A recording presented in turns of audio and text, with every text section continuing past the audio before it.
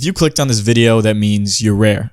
Unlike so many in your generation, it's not enough for you to be simply entertained with loads of shallow desires and external temptations. You want your life to mean something more. You want your life to be a story of virtue and triumph, and you're willing to do what it takes to make it that way. Don't worry, you've come to the right place. By embodying these 7 core Stoic principles, you can renew your life by the ability to see things clearly, take control over your actions, and use them for something great. If you can master this art form, you will need nothing, yet all will be yours. Let's start this off with a new perspective on our past and future. Amor fati, love of fate. Who will you become? What will you be remembered for? And what brought you to where you are now?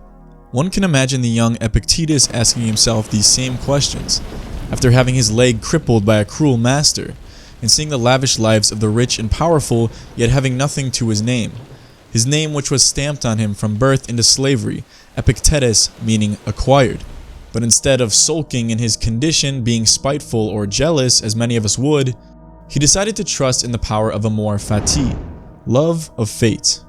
You see, to Epictetus, it was his fate that he would be born a slave, but that didn't mean it was his fate to die as one. He instead used the obstacles placed in his path to become stronger and wiser, trusting that everything which happened to him was necessary for some greater purpose.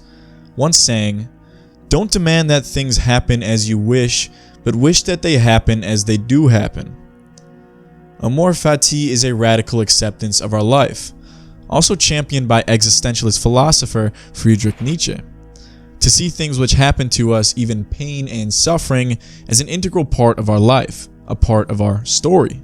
And if we see ourselves as actors in some story much greater than ourselves, then we can see why such downfalls and failures are necessary for our growth. I mean, think about it. In the greatest stories we tell, it's only by overcoming some great obstacle does the hero become who he was always meant to be. So instead of asking why me, ask how. How can this suffering, this struggle make me great? Make me the hero of my own story. Number 2, Dichotomy of Control. Imagine you're on a road trip with your friends, and all of a sudden, your tire blows out on the highway. Do you A, yell and get angry at your friend because he made you stop for snacks? B, start to worry if you're going to make it to your reservation on time? Or C, go out and change the tire? Pretty easy answer, right? Then why in life do we often waste so much time and energy getting angry about the past or worrying about the future when all that we can ever really control is in the present? The Stoics taught that this emotional reaction is really a choice, one reflecting the view we take on the nature of the obstacles we face. What if, instead of treating external events as some kind of attack on us and allowing them to shake us internally, we instead thought of them as natural things outside of our control, just like the falling of the rain? By thinking in this way, we can master the art of non-reactivity, choosing not to see things in a negative light which allows them to hurt us, but instead focusing on what we are faced with in the present. This way, not only will we act more effectively and purposefully in that circumstance, but we can be truly free from the internal effects of the many things outside of our control. This true freedom comes from our mindset, which is something that can never be taken from us. The Stoics taught that one could thrive in any situation as long as they took the right viewpoint and judged a situation's worth based on the things within their control, such as the quality of work they did, the way they acted, and how they treated others. Happiness and freedom begin with a clear understanding of one principle. Some things are within your control and some things are not. Epictetus. Happiness and peace is a state of mind, not something that you should allow to be granted or taken from you by random events. This is part of what defines masculinity. It's consistency, equanimity, and reliability in any situation. So fundamentally, Stoicism is predicated on what we choose to value, not something out of our control such as status, wealth, or pleasure, instead the way we choose to act and why we do what we do. This brings us to number 3, virtue. Virtue means many things for the Stoic, but generally is synonymous with excellence in terms of what we value and the qualities we possess, which are integral to achieve eudaimonia, or a well-lived life. The 4 Stoic virtues to reach eudaimonia are wisdom, courage, justice, and moderation. This is the end in of itself. Virtue is action. The way we choose to live is why we live. Wisdom is the ability to tell from good and evil. Courage is the capability to always do good. Justice is treating others with fairness to achieve a common good. And moderation is not being enslaved to materialistic desires. By remembering and acting with these 4 pillars, we can embody the true purpose of our life, to live with virtue. Now, not everyone has to impact the world in a way like Gandhi or Mother Teresa, as the effects our actions have can sometimes be out of our control. Therefore, from an internal perspective, we as individuals must place value on what we orient ourselves towards and the intention and nature of our actions themselves. Therefore, the Stoics always had a conception of a higher purpose by which we play a part. For the Stoics, there is a cosmic source of order, the Logos. The Logos permeates fate, nature, and all events. Everything has a necessary role in the Logos, synonymous with the pneuma, the breath of life, flowing from the sun to the birds to the man. Just listen to the words of one of the most powerful men to ever have lived, the Roman Emperor Marcus Aurelius, extracted from his private journal. Wisdom is knowing the Logos that extends through the whole of matter and governs the universe for all eternity according to certain fixed periods. We must accept that our purpose and action is intertwined with a higher form, while also trusting the cycles of the greater river within which we flow. We come across many different obstacles and challenges within our life, and instead of throwing virtue out the window when we see an easier path to what we desire, we should instead utilize this situation as an opportunity to act with virtue and solve the problem in terms of a higher purpose. That, the Stoics believed, is what we were made for. To face our life and our problems with good action in unity with the Logos. Now, it might in many cases seem very hard to act in unity with the Logos, as the world and our lives are very complex. This is why the Stoics said we needed number 4, wisdom. To the ancient Greeks and Romans, philosophy was more than just a speculative pastime, making abstract and meaningless conjectures about logic or the universe as we see with turtleneck philosophers today. For the Stoics, philosophy needed to be fundamentally ingrained into our everyday life and our actions. The pursuit of wisdom is seen as necessary to being more aligned with our cosmic purpose and using that fundamental moral understanding to be able to tell the difference between right and wrong, which is necessary to act with virtue. This understanding of reality, this knowledge of right and wrong, can never be taken from you, no matter where you are in life, and no matter who may be in power over you, they can never take your moral philosophy and your wisdom. That is why the Stoics place so much value on it, because it is in our control. Not only that, but it's actually necessary to live in eudaimonia, to live a guided, fulfilling life. Just listen to the words of Roman philosopher Seneca. If one does not know to which port he is sailing, no wind is favorable. Without wisdom, we are not humans. We cannot embody a direction for good in the world if we don't understand what that truly means. And in modern society, as our lives become increasingly complex, it's even more important to have that basis of wisdom we can draw from, or else we can't know anything we do is really good. To help us to understand what is truly good, the Stoics also came up with the next principle. Number 5, Cosmopolitanism. Today, when we hear this word, we might think of cities or highways, but this actually dates far back and derives from the Greek cosmos, meaning universe or world, and polit, meaning citizen.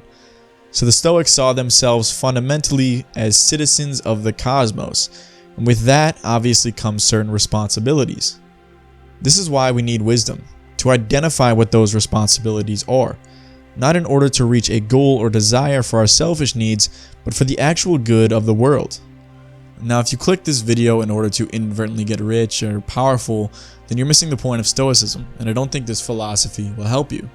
We must, as Christ, Buddha, or Lao Tzu and many ancient philosophies taught, cut ourselves off from our worldly material desires, which can never give us contentment or satisfaction.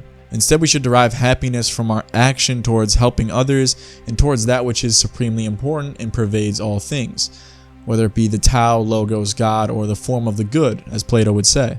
This is why justice is one of the core pillars of Stoicism, often being said that whatever is good for the hive is good for the bee. Whatever is good for people is good for ourselves, not because they might repay us in the future, but because we are truly one, and by working together, the universe benefits. Never forget that the universe is a single living organism, possessed of one substance and one soul, holding all things suspended in a single consciousness, creating all things with a single purpose that they might work together, spinning and weaving and knotting whatever comes to pass. Marcus Aurelius.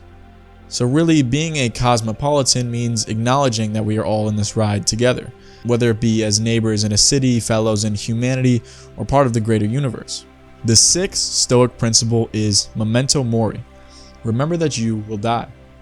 This principle goes deeper than just our own death, but also to the fact that everything is always changing. All things we know are temporal, and one day will meet their end no matter what. Marcus Aurelius lost 7 children throughout his life. He could have been spiteful towards the gods or the change that took place, but instead he writes to himself, "Can any vital process take place without something being changed? Can't you see? It's just the same with you, and just as vital to nature."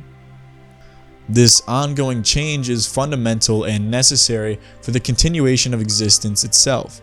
Every change is a part of this grand unfolding plan, this beautiful story which we play a part. This philosophy then allows the Stoics to not be overly torn apart by the loss of something that can be changed or taken from them. Never say, "I have lost it, but it has been restored." He has taken it back. So while he has granted it to you, hold it like it is not yours. It is precisely the fleeting nature of our life and the things we have that give them urgency and give them so much value to hold them while we can. The same idea applies to our life. In the philosophy of memento mori, giving us the urgency to act as if we had already died. Now take what's left of the gift of life and live it properly. Number 7, gratitude. In our everyday life, especially in the age of social media and capitalism, we are taught to always want more, incessantly needing to keep up with the latest trend, jealous of others who have crowds of fans and shiny cars. But does all that stuff make them who they are? Can consumption make them complete? To the Stoics, the answer was simply no. Actually, quite the opposite. Moderation is one of the 4 pillars of Stoicism for a reason.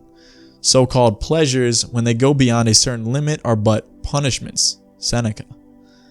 There's a reason why nearly every worldwide philosophy and religion teaches temperance and moderation. Without it, we have no conviction, no foundation of right and wrong, only valuing pleasures which lead nowhere and only distract us from our true direction. Instead, we should declutter our lives from such temptations in order to make space to focus on what is truly important. Looking back on your life, there was probably a time where you wished and prayed for the things you have now. And if you can't take time to appreciate and be grateful for those things, then what was the point of getting them in the first place? The greatest blessings of mankind are within us, within our reach. A wise man is content with his lot, whatever it may be, without wishing for what he has not. Seneca. No matter where we are in life, we have so much to be grateful for, being alive most of all. And in order to be truly happy and at peace, we must make an effort to be grateful in all we do, even obstacles which give us an opportunity to express our virtue. Amor fati, Dichotomy of Control, Virtue, Wisdom, Cosmopolitanism, Memento Mori, and Gratitude. These 7 philosophical principles should be embedded into the everyday life of the Stoic. And if we can remember these lessons and truths and act first and foremost with virtue in all that we do, we can reach true contentment using the power within and fulfill our place in unity with the cosmos and the greater forces that govern it. Rewatch this video, write down and remember these principles, and you will embody a source of wisdom and deep fulfillment that will always serve you well and can never be taken from you, no matter where you are in life. To help spread this ancient message which has survived thousands of years, give this video a like and leave a comment with your thoughts. Also, join me on this journey to discover a deeper source of cosmic wisdom and orient ourselves as humans in a changing world to a greater purpose by checking out some of my other videos and subscribing. Good luck to you, and as always, never stop questioning, talking, and thinking. Thank you.